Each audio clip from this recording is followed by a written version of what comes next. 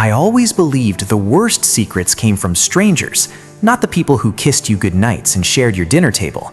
Then, my 8-year-old daughter said one innocent sentence during a family barbecue, and every smiling face around me suddenly looked terrified. My name is Rachel, and until that afternoon, I thought I understood exactly who my family was.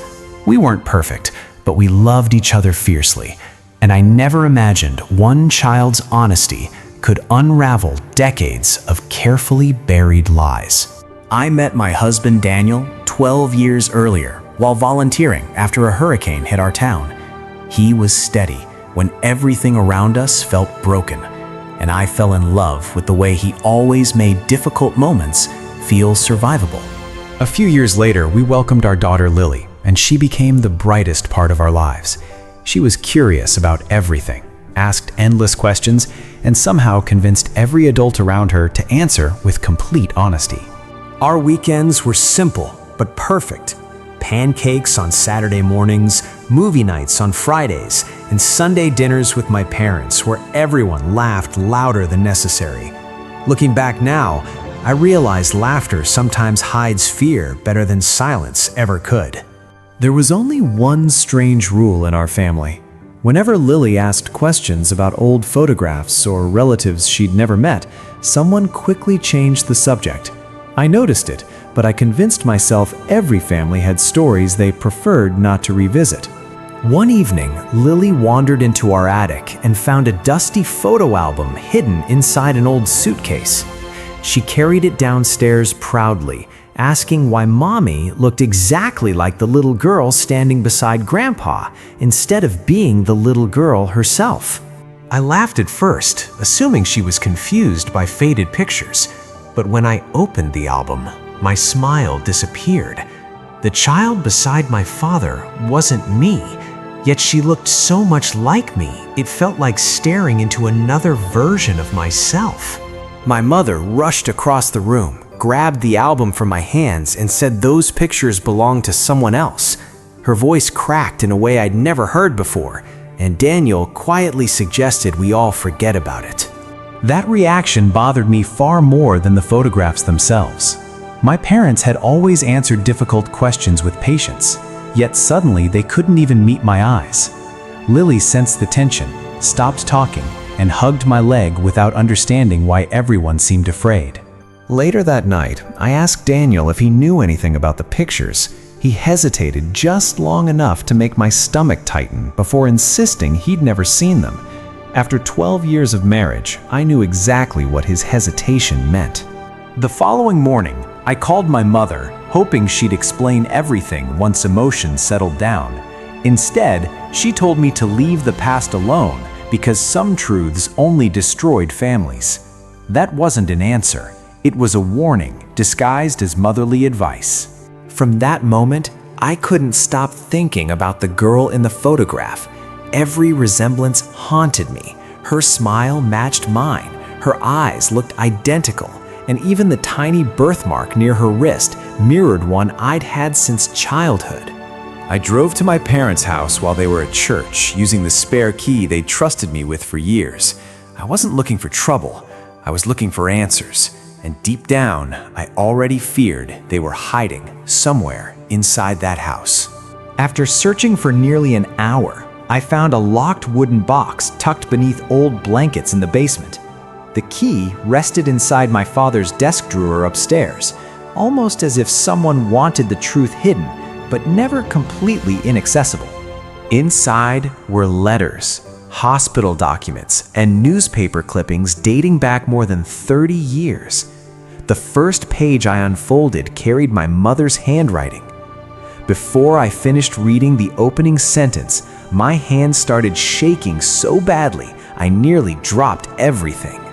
The letter wasn't addressed to my father. It was written to a woman named Evelyn, thanking her for making an impossible sacrifice so a little girl could have a safe future. That little girl's birthday matched mine exactly. I kept reading through tears, desperate for context that never came. Every document hinted at something enormous, but stopped just short of explaining it. Whoever assembled the box wanted the story remembered, yet somehow still protected. When my parents returned home and found me sitting on the basement floor surrounded by those papers, neither of them looked angry. They looked exhausted, like people who had spent decades preparing for a conversation they hoped would never happen. My father slowly sat beside me and admitted the girl in the photograph was my biological mother. The woman who raised me wasn't the woman who gave birth to me. For several seconds, I honestly forgot how to breathe. My mother reached for my hand, but I pulled away before she could touch me. She whispered that she'd loved me every single day since I was 6 months old, yet all I could hear was the silence they'd chosen for 34 years. Then came another revelation I never expected. Evelyn hadn't abandoned me willingly. She disappeared after exposing a dangerous financial fraud involving several influential people in our hometown. And shortly afterward, everyone believed she died in a suspicious car accident. My adoptive parents had been Evelyn's closest friends. Before vanishing, she begged them to protect me if anything happened to her. They legally adopted me after authorities declared her dead, believing secrecy was the only way to keep me safe. I wanted to believe them, but too many questions remained unanswered. If Evelyn truly died, why were there no funeral photographs, no grave visits, and no death certificate inside the box? Every answer uncovered an even darker mystery beneath it.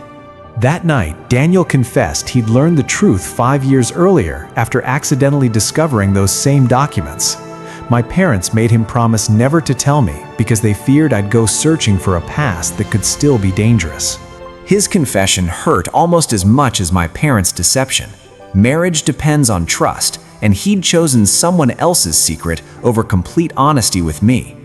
I wondered how many conversations we'd shared while he quietly carried a truth that belonged to my life.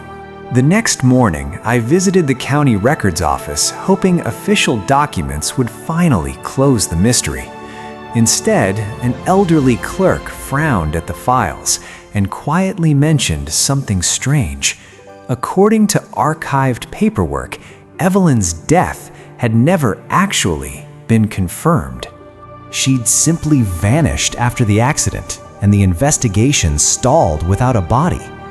The official records classified her as legally presumed dead years later, but technically the case remained unresolved. My entire identity suddenly rested on uncertainty instead of facts. Driven by equal parts hope and fear, I followed every clue hidden inside the letters. One address led me to a small coastal town hundreds of miles away, where an elderly bookstore owner immediately recognized the photograph I'd carried in my purse. He quietly asked whether I was Evelyn's daughter before I even introduced myself.